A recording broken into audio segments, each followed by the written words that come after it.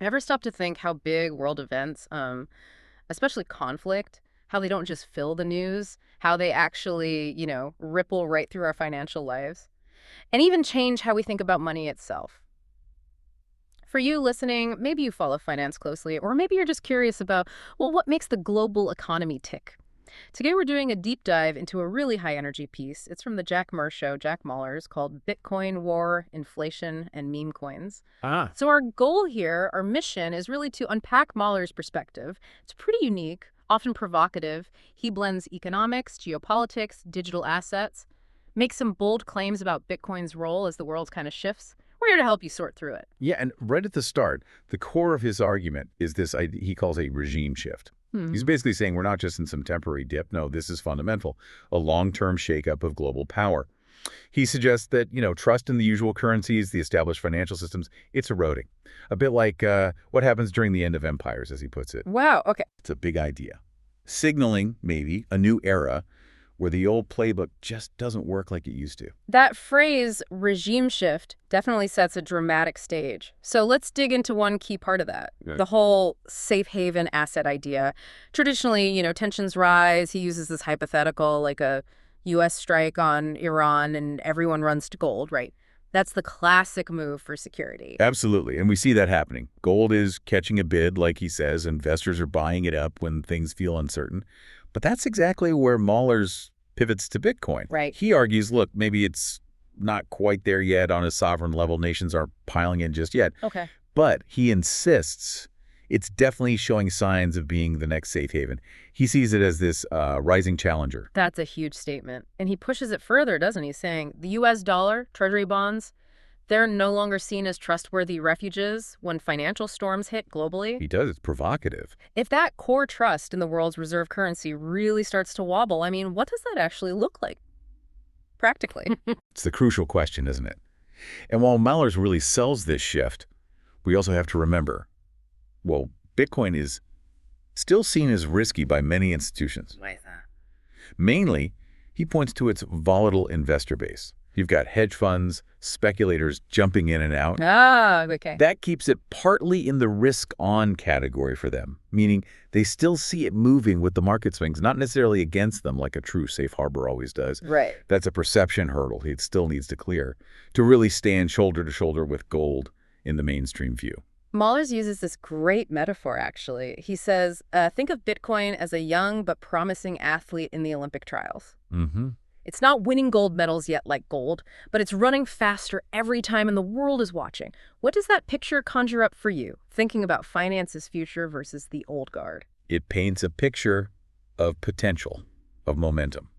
It's not the champion yet, but it's gaining ground fast. Yeah, exactly. Okay, so this idea of spending, especially during conflict, that leads right into Mahler's next point, his sharp critique, really, about how fast the U.S. seems to just, well, print money for military action.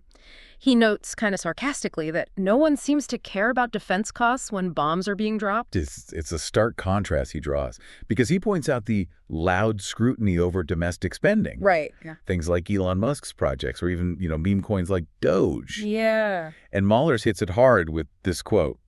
Did anyone ask how much the plane cost that dropped bombs on Iran? Nope. But we were worried about Doge's price last week. Ooh. Yeah. It really underscores his argument about where the financial focus lies, or maybe where it doesn't lie. And for Mahler's, it seems this money printer is just always on during wartime. Doesn't matter who's in charge politically. That's his point. It transcends political divides. It's interesting that constant flow of money in war, it almost parallels, in a weird way, the speed and ease of something totally different. Meme coins, like Doge. Mahler sees them as these quick, frictionless tools for speculative bets.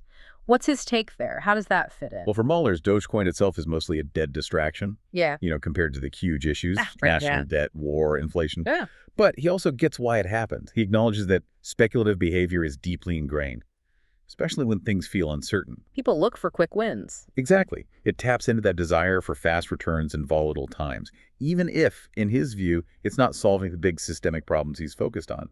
It does show, though, this public hunger for quick movement, decentralized ideas even if the specific coin isn't Bitcoin. And Mahler's doesn't just rely on his own voice here. He brings in others, thought leaders, commenting on this stuff. He mentions tweets from at Macroscope17 suggesting gold's rise, Bitcoin hitting a ceiling. It's all tied to war expectations. Right. And then there's Arthur Hayes. He throws in that sarcastic joke, about the sound of money printers revving up to do their patriotic duty. Oh, right. Hayes sees that sound as a bullish signal for Bitcoin. So these outside voices, they basically prop up Mahler's main idea. Pretty much. Yeah. They reinforce his core thesis. Bitcoin is the future of sovereign finance and the current fiat systems. They're sprinting toward their expiration dates. That's the picture they collectively paint. An inevitable shift. It's really fascinating how Mahler's then pivots. After all this finance, war, economics, he takes this unexpected philosophical turn. And just to be crystal clear, his show is not endorsing war or violence in any way. Not at all. But he manages to weave Bitcoin into a kind of vision for peace. It's quite surprising. What's the core of that? He genuinely seems to believe that Bitcoin offers a peaceful alternative to war-driven economic cycles. He says it straight out, quote, "There's no scenario in history where it's patriotic to murder someone.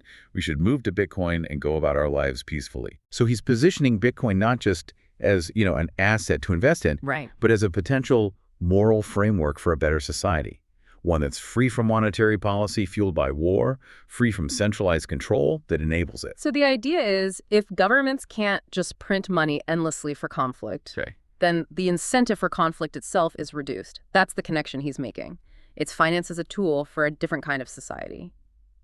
What stands out to you about linking money so directly to such a big societal vision? It's definitely a powerful, maybe idealistic, but powerful connection, taking it from pure numbers to societal structure. Absolutely. So for you listening, trying to make sense of these shifting sands, here are maybe a few key takeaways from Mahler's perspective.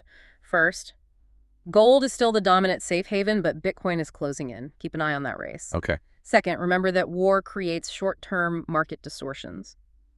These big events can kind of cloud the view of Bitcoin's longer-term value proposition, so you need to look past the immediate noise. Third, his prediction.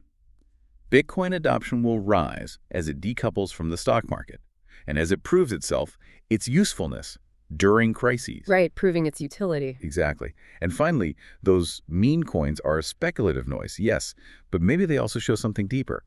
That public appetite for quick returns, sure, but also for decentralization, hints of bigger shifts. So this deep dive, it really goes beyond just the charts and the geopolitical headlines, doesn't it? It feels more like an invitation, echoing Mahler's call to consciousness, a call to really think about what we value, how money gets spent, how we react to crises. Yeah, definitely. And if you pull back to see the bigger picture Mahler's is painting, he sees Bitcoin as this potential exit ramp. An exit from what he views as a volatile, often militarized monetary system. So here's something that maybe chew on. If our current money systems are truly tangled up in these cycles of conflict, what could it mean for us as individuals, for society, if we could shift to a system actually designed more for peace? One where maybe that money printer isn't quite so easy to switch on for disruption. What would that future look like?